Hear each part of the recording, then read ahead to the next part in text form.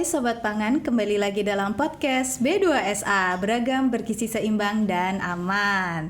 Kembali kita dalam episode yaitu tentang keamanan pangan, karena di dalam podcast ini kita selalu membahas tentang pangan.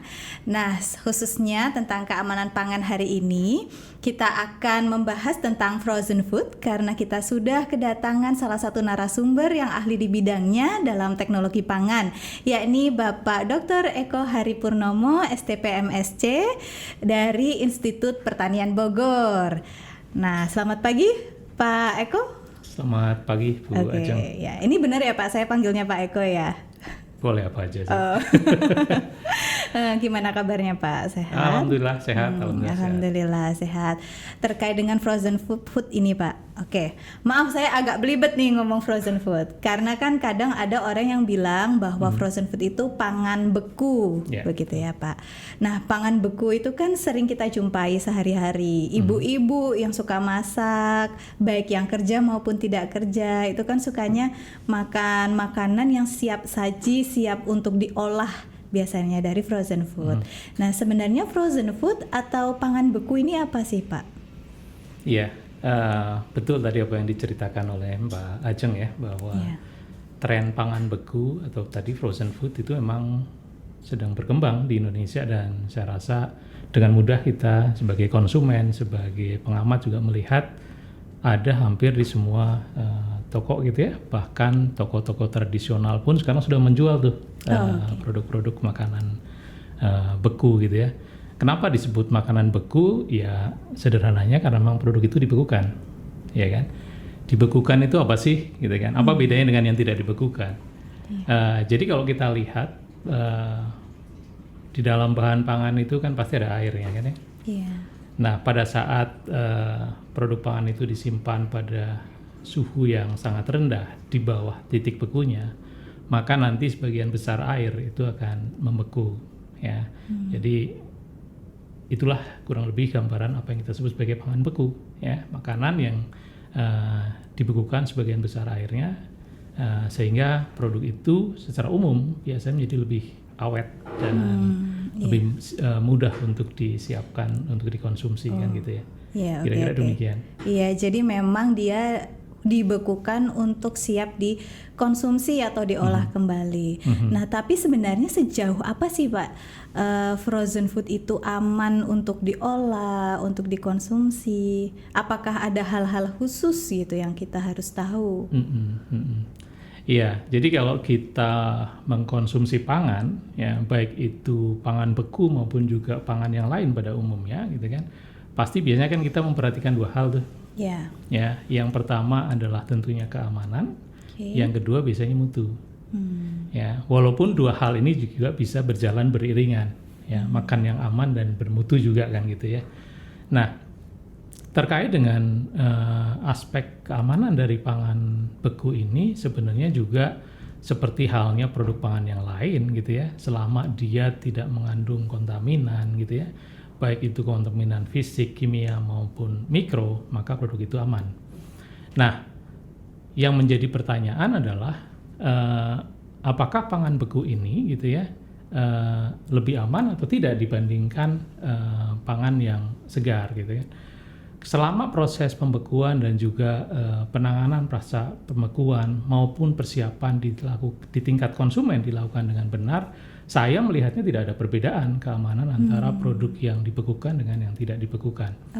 Gitu ya. Jadi dari sisi aman tidaknya, ya selama dia diproduksi, dipersiapkan gitu ya sebelum konsumsi dengan baik, ya dia akan tetap aman. Jadi bahkan saya sering mengatakan kalau kita lihat sebenarnya pembekuan itu kan salah satu teknik untuk pengawetan pangan. Ya kan? Iya, bisa jadi. Ini pengawetan secara fisik.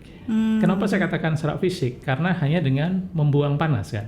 Iya. Membekukan itu kan membuang panas dari produk. Dan ini adalah teknik pengawetan yang nggak ada bahan pengawetnya. Iya sih. Salah satu lah ya. Ada ya teknik-teknik pengawetan lain juga yang tanpa bahan pengawet. Jadi walaupun tadi kalau kita sebut ini teknik pengawetan gitu ya, orang jadi rada takut tuh. Kenapa saya katakan takut? Wah, jangan-jangan ada pengawet ya ini. Nah, di produk yang dibekukan ini diawetkan dengan cara menurunkan suhu sampai di bawah titik beku. Ya, kalau air murni kan titik bekunya 0 derajat. Kalau produk pangan tentunya karena ada sifat koligatif segala macam, ada zat terlarut mengakibatkan penurunan titik beku. Jadi bisa di bawah 0. Makanya kan kalau kita punya makanan biasanya bekukannya tidak di 0 tapi di bawah 0 derajat gitu ya. Okay. Bahkan idealnya bisa sampai minus 18 derajat Celcius gitu kan, sehingga produk itu akan bisa aman dan tetap bermutu. Oke, berarti ini salah satu informasi ya Pak untuk Sobat Pangan di sana, bahwa salah satu teknik untuk mengawetkan makanan, ya, salah satu teknik untuk mengawetkan makanan adalah dengan membekukan makanan itu sendiri, ya. Tapi sebenarnya apa semua makanan itu bisa dibekukan, Pak? Oke, pertanyaannya apakah semua makanan bisa dibekukan? Kalau pertanyaannya hanya sampai di situ, apakah bisa dibekukan? Semuanya bisa dibekukan. Oke. Pertanyaan selanjutnya adalah kalau cuma bisa atau tidak, ya bisa. Iya sih. Disimpan dingin di bawah titik beku pasti dia jadi pangan beku. Tapi apakah cocok untuk semua produk pangan untuk dibekukan, kan gitu kan? Nah, ini yang menjadi, kalau menurut saya tidak semuanya harus dibekukan. Ya, contoh sederhana nih, ada pangan misalnya, ya, pangan olahan, misalnya makanan yang sudah dikalengkan, apakah perlu dibekukan? Makanan kaleng nih, makanan yang disterilisasi komersial, apakah perlu dibekukan? Tidak perlu. Misalnya, kenapa? Karena produk itu sudah awet dengan teknik pengawetan yang lain. Nah, pembekuan ini biasanya tujuannya adalah untuk meningkatkan umur simpan, ya kan? Dan dengan umur simpan ini konsekuensinya banyak kok, dengan meningkatnya umur simpan. Kalau kita mau berpikir besar, itu nanti kaitannya dengan food security gitu kan, dengan ketahanan pangan. Karena itu akan menjamin pangan itu ada setiap waktu, ada di mana-mana, dengan mutu yang bagus, dengan tingkat keamanan yang baik, kan gitu kan? Yeah. Nah, itu kan konsep ketahanan pangan masuk juga di situ. Jadi saya rasa seperti itu, ya. Jadi tidak semuanya, tetapi sebagian besar itu bisa diawetkan dengan cara pembekuan. Tinggal cocok tidaknya sesuaikan dengan kebutuhan. Ya, karena beberapa mungkin tidak perlu dibekukan, mungkin hanya perlu didinginkan saja. Kenapa? Karena kebutuhannya nggak perlu sampai bulanan atau mungkin tahunan, ya kan? Jadi yang ingin saya tekankan di sini adalah proses pembekuan itu proses yang tadi powerful kira-kira gitu ya, bagus untuk meningkatkan umur simpan produk, tapi juga sesuaikan dengan kebutuhan. Jangan sampai latah lah kira-kira gitu. Jadi semua dibekukan, padahal mungkin pendinginan saja cukup kan gitu ya. Iya. Gitu. Jadi sesuaikan dengan produknya. Dan beberapa juga kalau dibekukan mungkin akan mengalami penurunan mutu. Ya, karena kan ada beberapa produk yang mungkin menjadi keras pada saat setelah dibekukan gitu ya. Ya, karakteristik produk harus kita kenali lah. Iya, berarti ada makanan yang bisa dibekukan, ada yang mungkin lebih baik untuk tidak dibekukan atau cukup didinginkan. Atau misalnya kadang saya itu lihat di kemasan pangan tuh ada tulisannya simpan di freezer atau simpan di lemari es gitu, atau cukup disimpan di suhu ruangan gitu. Berarti kita bisa lihatlah dari kemasan itu sendiri ya, Pak ya. Di labelnya ada ya. Iya, tapi biasanya di kemasan itu ada banyak makanan olahan nih, Pak. Nah, kalau untuk pangan segar sendiri itu kan kita tahu kadang belanja ke pasar itu ada daging beku gitu. Biasanya ada daging sapi beku atau mau yang daging kerbau beku gitu.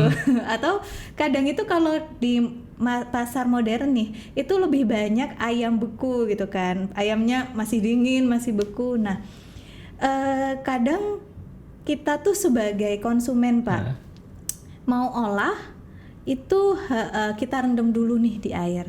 Kalau nggak salah namanya towing gitu, Pak. Nah, itu konsepnya bagaimana, Pak? Amankah atau seperti apa?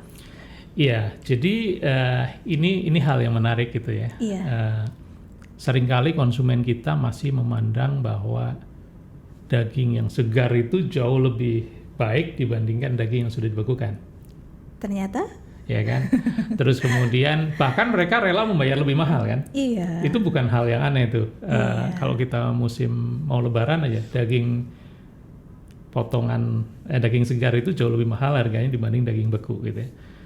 Yang lucu adalah kadang sudah beli daging segar tapi ditaruh di freezer kan? Iya. Karena nggak langsung dimasak hari itu. Sama saja itu sebenarnya daging beku loh.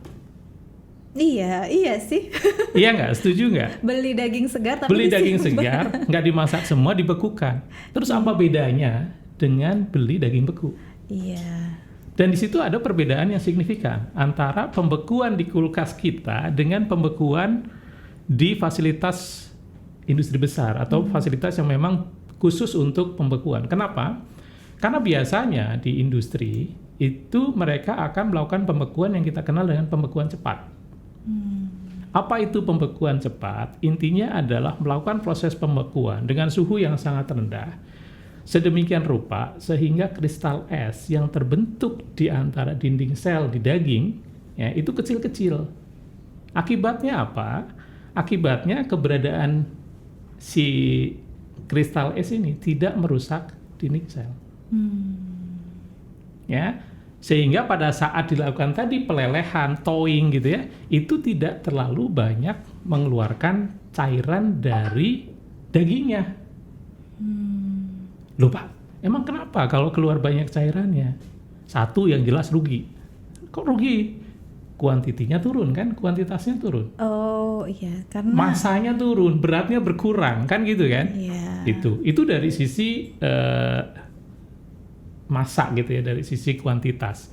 Dari sisi mutu dagingnya juga berkurang. Kenapa saya katakan berkurang? Pada saat airnya banyak yang keluar, maka nantinya dagingnya jadi kering. Pernah nggak mendapatkan daging yang rasanya kering setelah dimasak? Nggak Iya. juicy istilahnya kan gitu Iya. kan?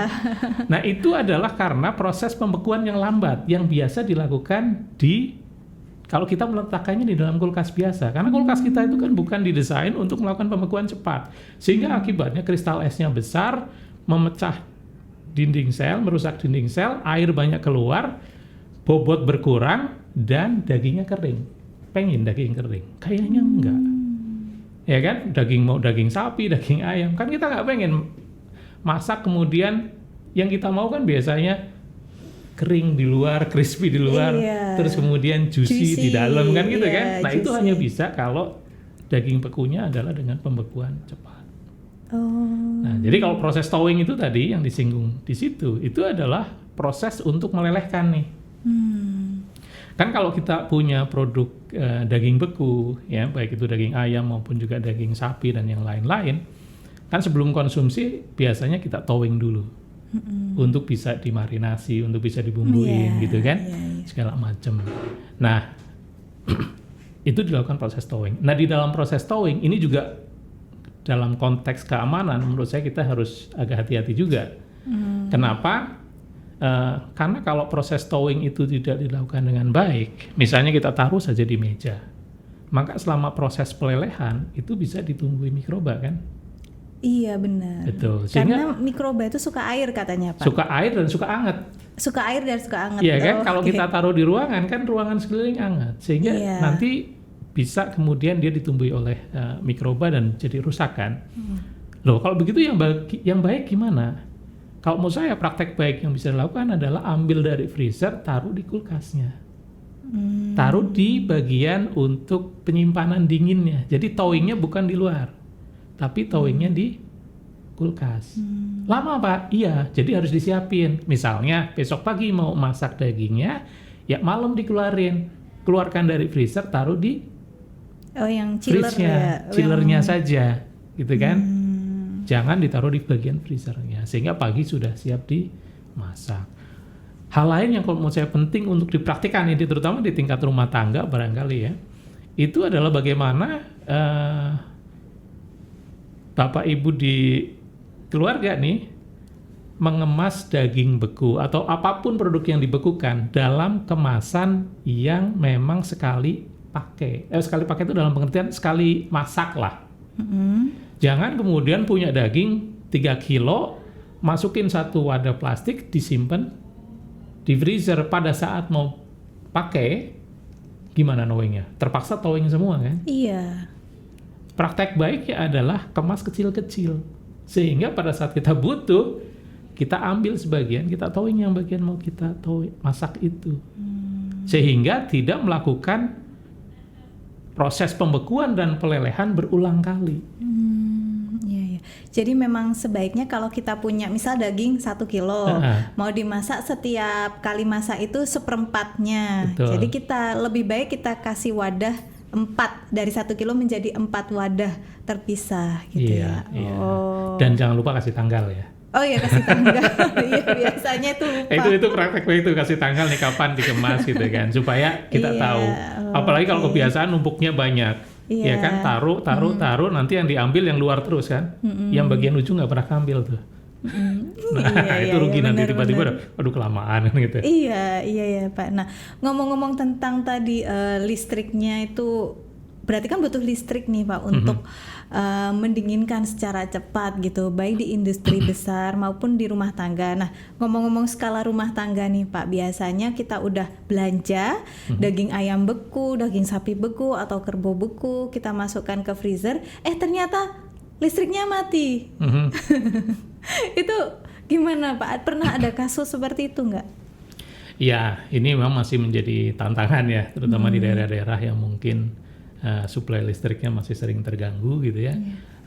Kalau kemudian ada kejadian mati listrik gitu ya nggak usah terlalu panik sih. Kenapa saya katakan tidak terlalu panik? Yang namanya kalau kita ngomongin tadi lah ilustrasinya daging ya. Kalau kita punya daging beku ditaruh di freezer, kan nggak kemudian begitu listriknya mati daging bekunya tiba-tiba meleleh kan? Iya. Pasti butuh waktu lah itu, gitu ya. Iya.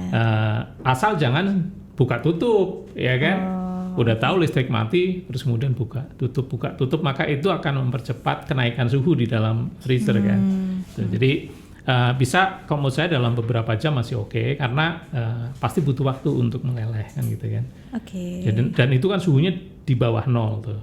Iya, kalau Produk di beku kan di bawah 0, jadi dia akan butuh waktu untuk sampai meleleh. Ya. Tadi aja kan ilustrasi saya kalau misalnya kita mau melelehkan aja kan bahkan diambilnya malam baru paginya dimasak udah leleh kan gitu kan. Iya. Jadi kalau cuma 1-2 jam menurut saya sih perkiraan saya akan masih oke. Masih aman lah ya selama nggak dibuka tutup freezer itu tadi. Iya, kalau bisa jangan buka tutup lah, karena buka tutup tadi membuat udara panas dari luar kan masuk ke situ. Iya kan. sih, iya. Terus kalau misalnya nih Pak, produk frozen itu harusnya kan dia semakin awet nih ditaruh di freezer karena dibekukan.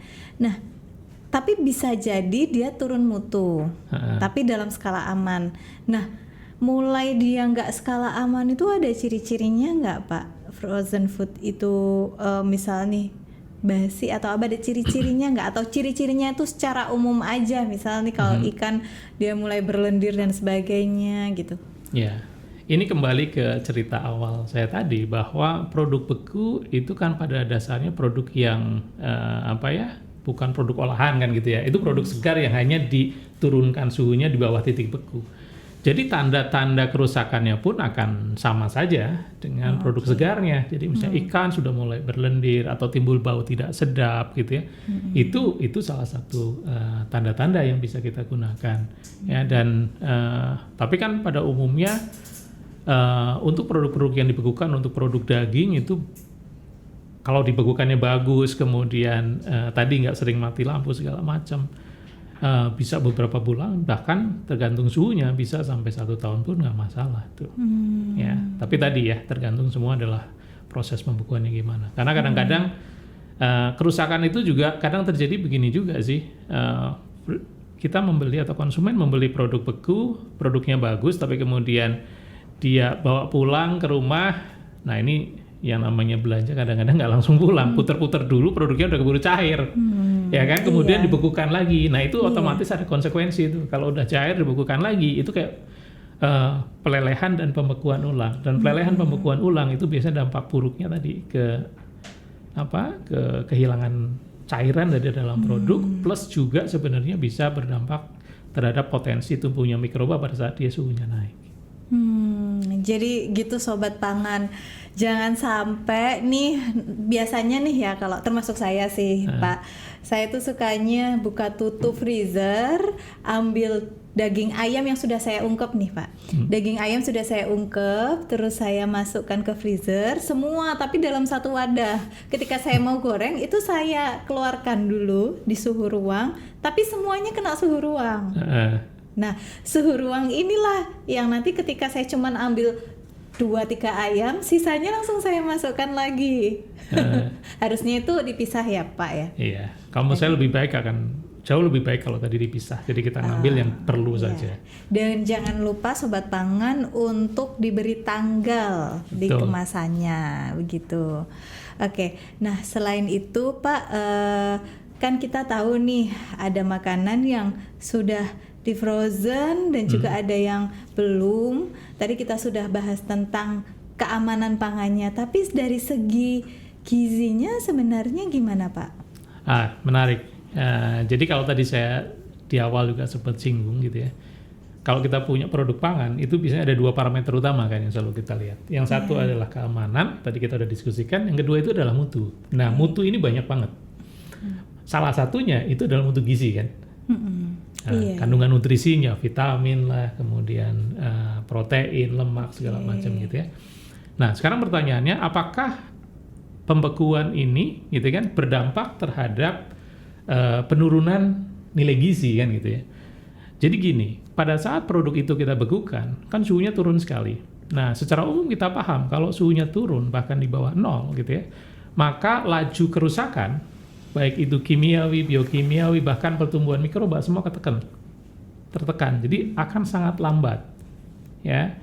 Jadi kalau dikatakan ada perubahan nggak? Kalau kita bicara absolut, kemungkinan tetap ada perubahan. Tetapi jika dibandingkan dengan produk yang tidak dibekukan, itu perubahannya jauh lebih kecil. Jadi dari sisi nutrisi, kita secara awam mengatakan, ya ada tapi kecil sekali gitu loh. Artinya secara umum loh ya. Kalau kita bicara misalnya kandungan protein, bahkan kalau kandungan protein mungkin saya akan katakan tidak akan berubah, ya kan? Kandungan lemaknya, kadar lemaknya enggak tuh, ya. Pak, nanti dagingnya tengik nggak? Kalau beku, ketengikan juga akan lambat sekali, ya kan? Kalau lemak kan kita bisa ngomongin ketengikan. Paling yang bisa terpengaruh vitamin, itu pun dengan suhu yang di bawah 0 gitu kan, itu pun pasti akan jauh lebih lambat dibandingkan pada suhu ruang. Jadi justru itu adalah teknik tadi pengawetan. Dan kalau kita ngomong pengawetan kan bukan hanya mengawetkan dari mikroba kan, tapi juga mengawetkan supaya nilai gizinya bisa tetap kita jaga, mutunya bisa tetap sesuai dengan harapan konsumen. Iya. Jadi mestinya sih nggak ada ketakutan dengan makanan beku ya. Iya kan, kadang teman-teman tuh sobat pangan juga kan sering kayaknya beli yang segeran aja deh gitu kan, misalnya daging segar, apa-apa segar gitu, tapi toh pada akhirnya bakal masuk juga ke freezer di rumah gitu. Jadi sebenarnya sobat pangan di sini nggak perlu takut tuh yang namanya pangan beku, karena selain dari keamanan pangan, mutu gizinya juga insya Allah juga akan terjaga ya Pak. Betul. Ya, karena apa? Karena memang itu salah satu teknik pengawetan yang alami tanpa bahan pengawet. Teknik pengawetan tanpa bahan pengawet tuh gimana tuh? Nah, mungkin ada pesan atau misalnya bukan saran sih, bisa pesan untuk sobat pangan di luar sana Pak, kepada sobat pangan tentang frozen food. Itu boleh dikonsumsi atau seperti apa begitu? Boleh ke kamera yang sebelah sana Pak? Iya. Apa sih pesannya tentang frozen food ini gitu? Kalau ini aman untuk dikonsumsi sepanjang apa, seperti itu? Iya, jadi pangan beku yang diperoleh melalui proses pembekuan itu adalah secara umum merupakan pangan yang aman selama dia dipersiapkan, didistribusikan, dan juga diolah dengan benar gitu ya. Dan karena ini teknik pengawetan secara fisik, maka tidak perlu khawatir dengan keberadaan bahan pengawet dan yang lain-lain ya. Dan bagi Bapak Ibu produsen tentunya juga menjadi perlu memperhatikan bahwa tidak perlu menambahkan hal-hal yang tidak perlu kan gitu kan. Kadang-kadang makanan beku tapi masih ditambah pengawet, buat apa kan gitu kan. Iya. Begitu. Oke, baik. Terima kasih Pak atas waktu dan segala ilmu yang diberikan kepada kami semua, kepada Sobat Pangan di sana. Semoga menjadi amal jariah ya Pak ya, dan Amin. juga sebagai ilmu pengetahuan teman-teman juga di rumah. Tuh, jadi kita harus praktekin di rumah. Jangan lupa kasih tanggal kemasan sebelum kita masukkan ke freezer. Kita pisah-pisah juga ya Pak ya. Lalu juga saat thawing juga bisa kita taruh di bawah freezer. Nggak langsung di suhu ruang nih, itu akan jauh lebih aman. Iya. Baik Sobat Pangan, sekiranya cukup dulu sampai sini informasi yang bisa kita berikan Pak. Semoga bisa dipraktekkan di rumah untuk Sobat Pangan di luar sana. Nah, jangan lupa untuk terus subscribe dan juga follow channel YouTube Badan Pangan Nasional untuk mendapatkan berita-berita terbaru serta podcast-podcast terbaru dari kami dari Badan Pangan Nasional. Sekian dari kami tutup dengan salam B2SA. Jadi kami di sini ada salam B2SA Pak. B2SA itu beragam, bergizi seimbang dan aman. Beragam, bergizi seimbang dan aman. Iya. Lalu karena kita ada juga semacam jargon atau kita menghimbau teman-teman untuk mengurangi makanan yang food waste gitu Pak. Jadi kita juga tambahkan jargon tersebut dengan habiskan di belakangnya. Jadi mungkin saya saja ya Pak ya yang menutup. Mohon izin Pak ya. Oke, saya tutup dengan salam B2SA. Salam B2SA. Makan enak, makan sehat, makan B2SA. Habiskan. Dadah.